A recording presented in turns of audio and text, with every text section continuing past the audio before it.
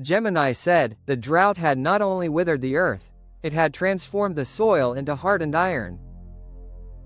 Elias stood at the boundary of his northern pasture, his skin as weathered as the fence posts he'd set in place 40 years prior.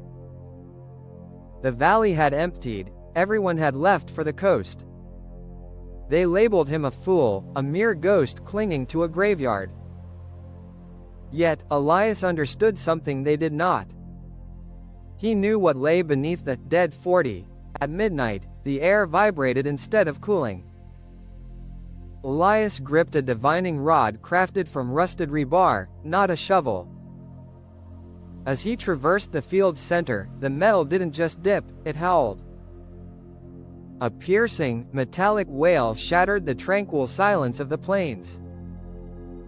He commenced digging, not for water, but for the origin of the heat that kept his fields parched while the county enjoyed scattered showers.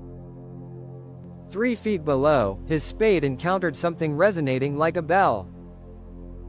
It wasn't a rock. It was a hatch.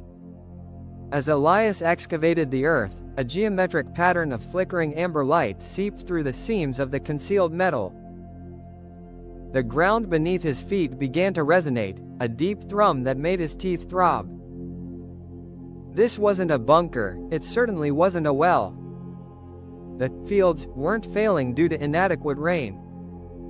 They faltered because they rested atop an engine. He sensed the smell of ozone and wet copper in the air.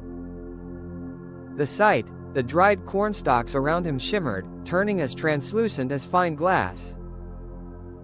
The sound, a mechanical thud, rhythmic like the heartbeat of a colossal being.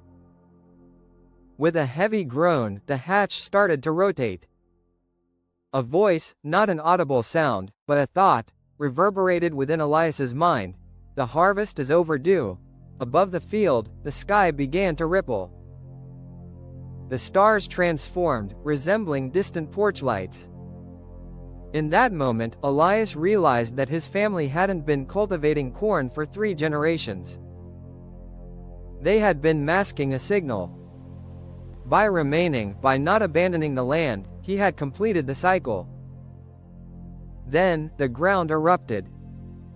Not with dirt, but with a blinding, vertical beam of amber light that pierced the stratosphere, creating a hole through the clouds. The next morning, when the sheriff drove by, the dead 40 had vanished.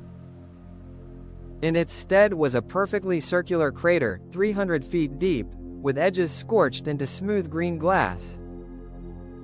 Elias's hat lay neatly on a fence post at the property's edge. The drought had ended, the first raindrops in a year began to fall, but the farmer had finally moved on to a far grander field.